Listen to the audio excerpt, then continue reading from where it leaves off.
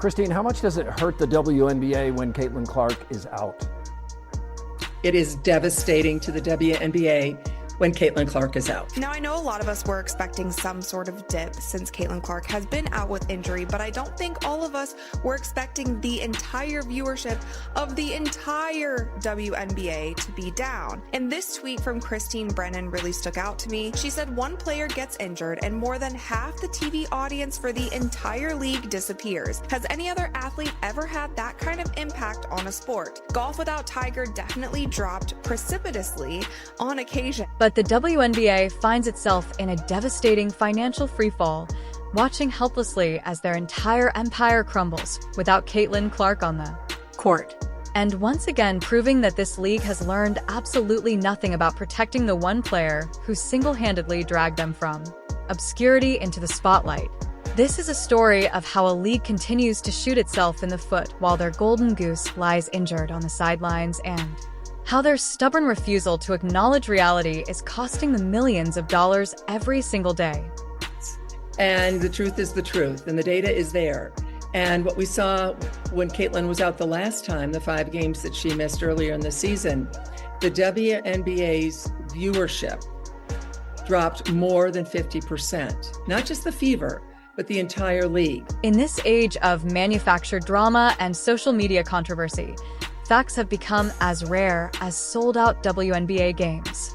Without Caitlin Clark, when Clark was sidelined with quad injury on May 24th, the harsh reality of the league's dependence on one player was exposed for the world to see. Now that she's out again with a groin injury, till who knows when we are seeing a repeat of what happened. Quad injury jumped to her groin likely because of compensation. But the thing that you have to be careful of is if, say, you try to rush her back from this injury as well, then you're getting into this territory where a very serious injury can happen. That is what the Indiana Fever, that is what Caitlin need to avoid the best that they possibly can. So if it means that Caitlin is out for 3 weeks, if it means that she is out all the way through All-Star, then so be it. Nationally televised WNBA viewership plummeted by a staggering 55% as games featuring the Indiana Fever saw a 53% drop in viewership, falling from an average of 1.8181 million viewers when Clark played to just 847,000 without her. But here's where this story gets absolutely ridiculous. And by ridiculous, we mean predictably catastrophic for a league that refuses to learn from its own mistakes. Clark went down. WNBA ratings have dropped over 55% across the board. Hey, guess what, guys? The league is Caitlin Clark. The league is Caitlin Clark. She is the WNBA, guys. Sidelined with a left quad strain May 24th, national TV viewership has plunged since then 55%. Before the injury, the Fever, her team, were averaging 1.81 million viewers, almost 2 million. Since her injury, fewer than 850,000. While Caitlin Clark was busy doing what she does best, filling arenas to capacity, breaking television rating records, and generating unprecedented revenue, the WNBA was busy doing what they do best, absolutely nothing to protect their most valuable asset. Because apparently when you have a player who is single-handedly responsible for 26.5% of all WNBA economic activity, the logical response is to let opponents target her with impunity while lecturing everyone about basketball plays.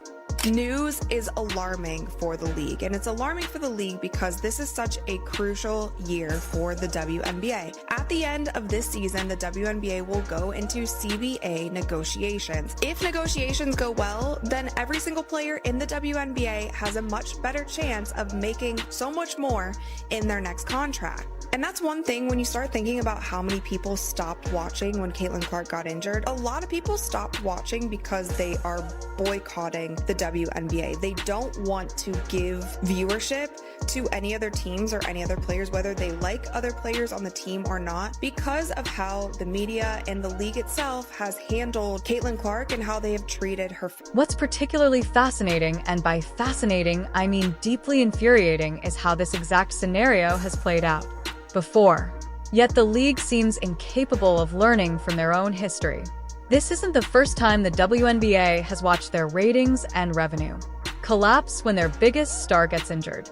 It's like watching someone touch a hot stove get burned and then immediately reach for again while claiming they had no idea what would happen. What's really concerning about this is the fact that we are only a month into the regular season, and Caitlin Clark has already been out with 2 injuries. With the first one being her having to miss some time with a left quad strain. Now, of course, this is concerning because if you're already on your second injury, you don't want to be that player that is always hurt. Cough, cough, Embiid, cough, cough, Anthony Davis. So I really do hope that the fever really sits her out right now for a while, only because you don't want her to have more long-term injuries and be more prone. If you're enjoying, please subscribe. The financial devastation has been swift and merciless. Ticket prices. 4 Fever games have plummeted by 71%, with some tickets dropping from $860 to just $250. The average ticket price across Clark's missed games fell from $1,370 to $80, representing a staggering decline that speaks volumes about who actually drives interest in this league. Road games that have been moved to large arenas specifically to accommodate the demand for Clark tickets are now struggling to fill venues that would have been packed to capacity with her presence. The Chicago Sky vs. Fever rematch, one of the most anticipated games of the season, saw ticket prices crash from $210 to $95. This is the same matchup that previously drew 2.25 million viewers, making it one of the most watched WNBA games in history. But without Clark, it becomes just another game that casual fans have no interest in watching. Man, bruh. Congratulations to the WNBA. Your ratings are going to drop by 55 to 60% once again. I believe the WNBA have successfully broken Caitlin Clark. Christine Brennan, the veteran sports journalist whose upcoming book, Honor Game, Caitlin Clark and the Revolution in Women's Sports, promises to expose the league's failures, has been one of the most vocal critics of the WNBA's handling of their star player.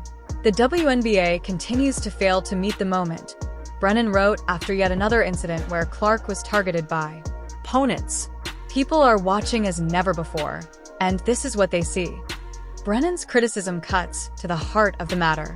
The league has data showing that Clark alone draws more than half the league's TV audience.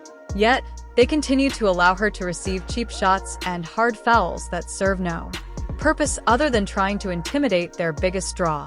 It's like watching a restaurant owner allow customers to harass a chef whose cooking is the only reason people visit the establishment. As big a deal as Tiger was in men's golf, Keith, he did, and when he was gone, it affected the ratings, but nothing like that. And, Michael Jordan being out, maybe a 5 percentage points or something. Nothing like this. You can make a strong case, and I will make that case, and have that there is no one single athlete more important to his or her sport or tour or whatever the circuit is that they play on than Caitlin Clark is to the WNBA. The pattern has become as predictable as it is maddening. Clark gets fouled hard by opponents who seem more interested in making statements than playing basketball. Of the league's 30 flagrant fouls handed out in 2024, 5 were committed against Clark, with the Chicago Sky responsible for 80% of the flagrant fouls against her. When she responds to physical play, she gets criticized for being too aggressive. When she doesn't respond, she gets criticized for being soft. It's a no-win situation that the league has created and refuses to address.